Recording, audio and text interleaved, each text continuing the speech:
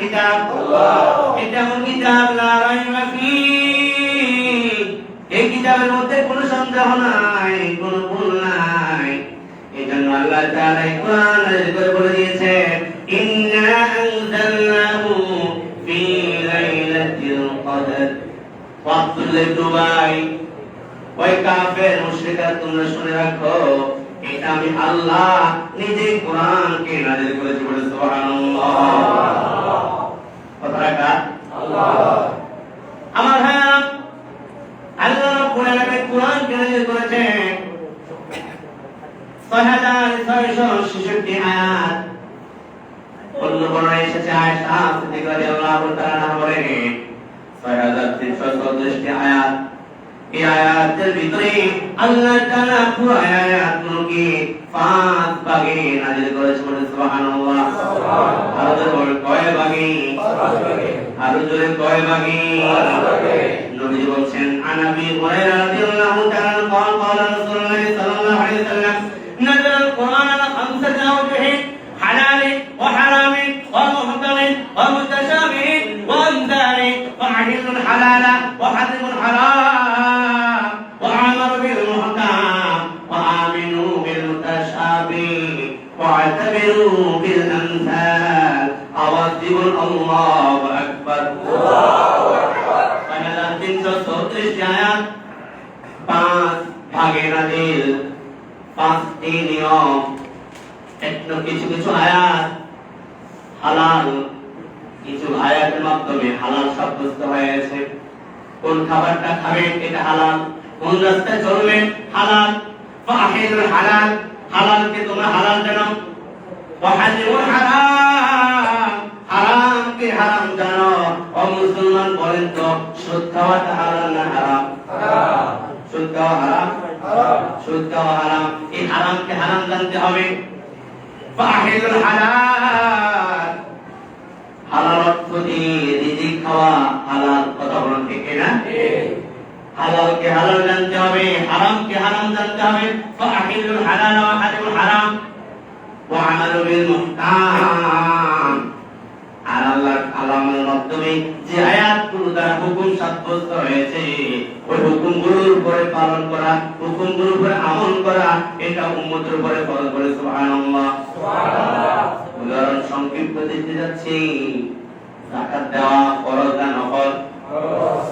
এটা আল্লাহর একটা হুকুম। এই হুকুমটা মানতে হবে, মানতে হবে।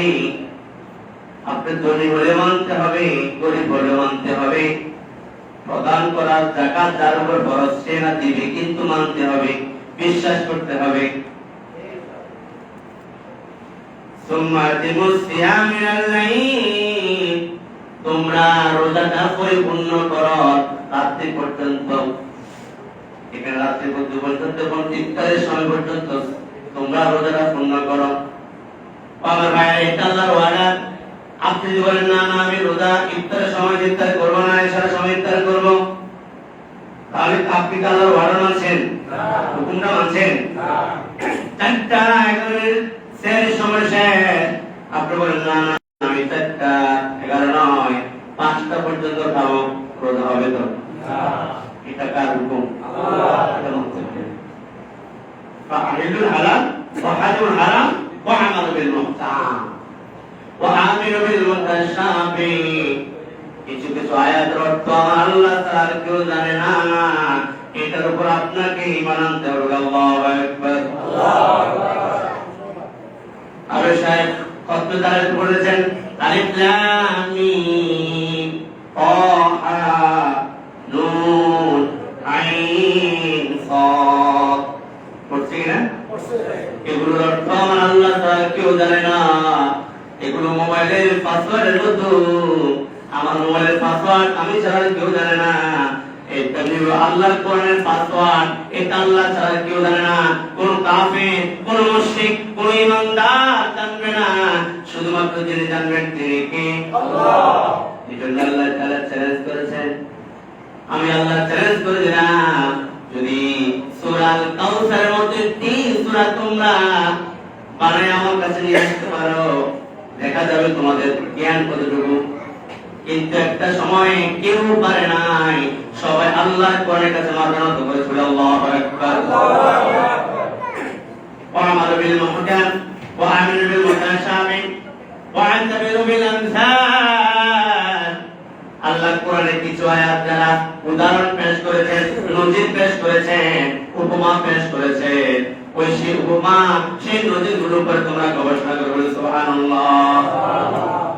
কোরআনের কিছু আয়াত দ্বারা হালাল সাব্যস্ত হয়েছে, কিছু আয়াত দ্বারা হারাম সাব্যস্ত হয়েছে, কিছু আয়াত হুকুম মানতে হবে, কিছু আয়াত অর্থ আল্লাহ ছাড়া কেউ জানে না, ঈমান আনতে হবে।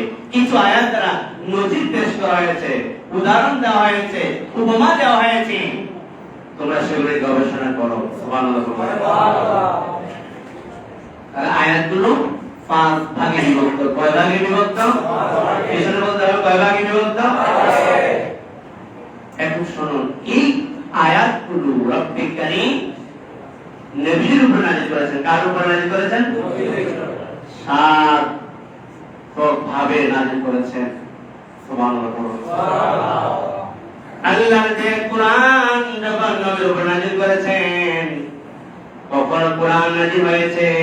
1 নম্বরে ঘন্টা ধরে নেই, ঘন্টা ধরে নেই, ঘন্টা ধরে যেমন আওয়াজ হয় এমন একটি আওয়াজের ধ্বনির মাধ্যমে কোরআন নাযিল হয়েছে। দ্বিতীয় নম্বরে কোরআন নাযিল হয়েছে স্বপ্ন যোগে। আমার নবী যখন ঘুমিয়েছিলেন স্বপ্নের মাধ্যমে কোরআন নাযিল হয়েছে। বলে সুবহানাল্লাহ। স্বপ্ন যোগে কোরআন নাযিল হয়েছে, ঘন্টার ধ্বনিতে কোরআন নাযিল হয়েছে। 3 নম্বরে জিবরাইল আমিন নিজস্ব আকৃতিতে কোরআন নাযিল করেছেন। সুবহানাল্লাহ বলুন। 4 নম্বরে জিবরাইল আমিন ফেরেশতা ইসরাফিল ফেরেশতার আকৃতি ধরে নাযিল করেছেন। বলুন সুবহানাল্লাহ। আমার ভাইরা শুধু তাই নয়, 5ম নম্বরে মানুষের আকৃতি ধরে নাযিল করেছেন। তারপরে কখনো কখনো কোরআন পর্দার আড়াল থেকে কোরআন নাযিল করেছেন। বলুন সুবহানাল্লাহ। কখনো কখনো কোরআন আমার নবীজির হৃদয়ের মাধ্যমে ইলহাম ফেলে দেওয়ার মাধ্যমে কোরআন নাযিল হয়েছে। সুবহানাল্লাহ। আমরা সব বুকে সুখ পেলে না, আমরা সাধারণ ভাষা বলি ভাই মহব্বত, মহব্বত কথা বলি কি না? বুকে বুক পেলে আমরা একটু এটাই বলি যে মহব্বত। আল্লাহ কোরআন কখনো কখনো নবীর মধ্যে ইলহাম করে দিয়েছেন, ফেলে দিয়ে কোরআন নাযিল করেছেন। সুবহানাল্লাহ। তাহলে স্বপ্ন যুগে ঘন্টা ধরে নেই, জিবরাইল আমিন নিজস্ব আকৃতিতে, জিবরাইল আমিন মানুষের আকৃতিতে পর্দার অন্তরালে পর্দার আড়াল থেকে এবং স্বয়ং নবীর ইলহামের মাধ্যমে চিন্তা করুন। সুবহানাল্লাহ। এই কোরআন নাযিল হয়েছে লাইলাতুল কদর। সুবহানাল্লাহ। এটা এমন কোরআন যে কোরআনের মধ্যে কোনো সন্দেহ নেই, কোনো ভুল নেই। এটা এমন কোরআন যে মাসে নাযিল করা হয়েছে, সেই মাসের নাম কি? রমজান মাসে। কোন মাসে? 30 পর্যন্ত কথা বলতে হবে ভাই। রমজান মাসে কোরআন নাযিল হয়েছে। কোন মাসে? শাহরু রমাদানাল্লাযী উনজিলা ফীহিল কুরআন। এটা রমজান মাসে আমি আল্লাহ নাযিল করেছি। কেন আল্লাহ নাযিল করেছেন? আল্লাহ নিজে বলেন হুদাল লিন্নাস, মানব জাতির হেদায়েতের জন্য। বলে সুবহানাল্লাহ। ওয়া বাইয়িনাতিন মিনাল হুদা ওয়াল ফুরকান। এটা এমন কালাম যে কালামের মাধ্যমে সত্য মিথ্যার পার্থক্য করে দেওয়া হয়েছে। বলে সুবহানাল্লাহ। রাত দিন পার্থক্য আছে না? রাত দিন যেমন পার্থক্য, সত্য মিথ্যা, হক এবং বাতিল, আপনি ঈমানদার নাকি ঈমানদার নয়, কোরআনের রুল মানলে আপনার উত্তর আপনি নিজে খুঁজে পাবেন। কথা বলেন ঠিক কিনা? এটা এমন কোরআন আল্লাহ কেন নাযিল করেছেন? সূরা ইমরান আল্লাহ তাআলা কোট করে দিয়েছেন লিতুখরিজান নাস মিনাল যুলুমাতি ইলান নূর।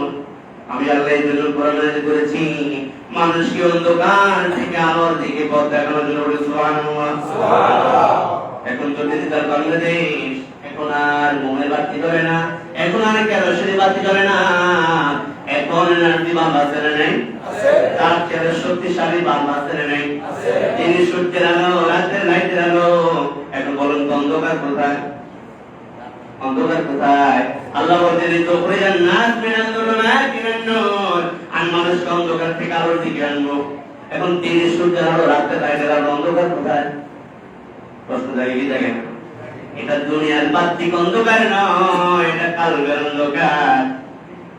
অনেক মানুষ সুদ খাওয়া যে হারাম এটা জানে না। এখন আমার কোরআন তাকে জানায় দেবে সুদ খাওয়াটা জায়েজ না না জায়েজ, হারাম না হারাম। কোরআন তোমাকে পরিচয় করায় দেবে, কোরআন তোমাকে ওই জায়গা থেকে ফিরে আসবে। কথা বলো ঠিক না? বোনের হক দেয়া ফরজ। তুমি ভাই সারা জীবন বোনের বিজয় খরচ করছো, 10 টাকার পরিবর্তে 2 টাকা, আরো 8 টাকা তোমার পকেটে আসলে নেই। কিন্তু তোমার 10 টাকা দেয়াটা ফরজ ছিল, তুমি জানো না। তুমি অন্ধকারে পড়ে আছো। তুমি যখন কোরআনটা জানবা, কোরআন জানবা, যে তুখরিজান নাস মিনাল যুলুমাতি ইলান নূর, তুমি যে জানো না এটা অন্ধকারে পড়ে আছো, সেই কোরআন তোমাকে অন্ধকার থেকে আলোর দিকে নিয়ে আসবে। সুবহানাল্লাহ। আগুনের সাথে আগুনের ধোঁয়াটা কালো কিনা? আর জোরে কালো কিনা? কালো।